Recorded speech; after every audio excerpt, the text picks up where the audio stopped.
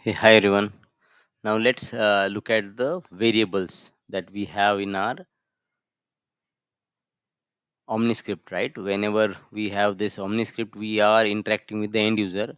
Either we are displaying some information or capturing some information, right? So now, as a part of this series, right, we have this OmniScript. I'll just do a preview so that I can show you, like, okay, whatever elements that is capturing input from end user, how we can check in which variable it is getting stored, and if I want to reuse that, how I can reuse. This is simply about looking at the data that is part of this OmniScript. So let's not waste more time on this.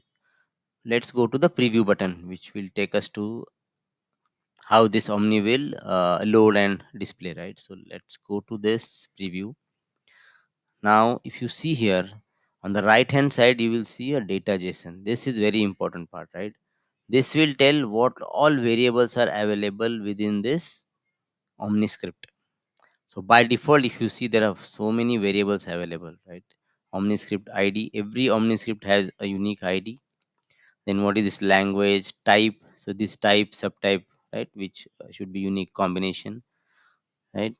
Then we have what else is important? User ID is there, username, logged in username, user ID, right? User time zone is also there. Omni process ID is there. We'll see down the line what is use of it as and when it like comes in our demo or our series, right? But this is something to be watchful around variables that are present by default. It depends like what context you are using, whether you are using a object record page or flexi page or what all things, right? Accordingly, the context variables or the default variable might change, right?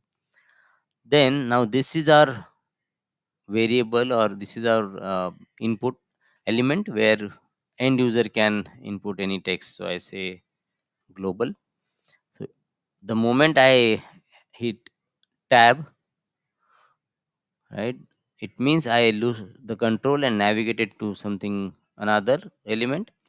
Then if you see on the right hand side, it has generated one more element with name get account, and within that there is another key value pair called search account, and it is showing the value as global. Now if I change it to global 123 and click outside of it, see, this is getting modified. Now if I click on next, suppose if I'm giving this global and clicking next, I'm going to my next screen, but now this is pre-filled. I'll come to this in our data mapper session. But the thing to watch here is, like, again, now the variables are increased. There is account found check, account found. Within that, there is account record, and there are key value pairs. So how these are getting nested elements? What is the significance of this? Is all, associated with your OmniScript. So if you see here, there is some step element, there is a block element, and within that there are individual elements. So in order to access this element, there is a hierarchy. If I go previous as well, this is a step. Within that step, there is element. So if you see, this is a step name and this is the element name. Whereas in this one, this is the step name, account found. Then this is a block which is called account record, and then this is the individual elements within that block. So if these are the variable names, right? These are the API IDs. So if I again go back by hitting on the design button on the right hand side, and if I just navigate here, if you see, this step API name is get account and this element name is search account. Similarly, the names are like that. Hope this is looking good. We'll see more about the data mapper in the next session.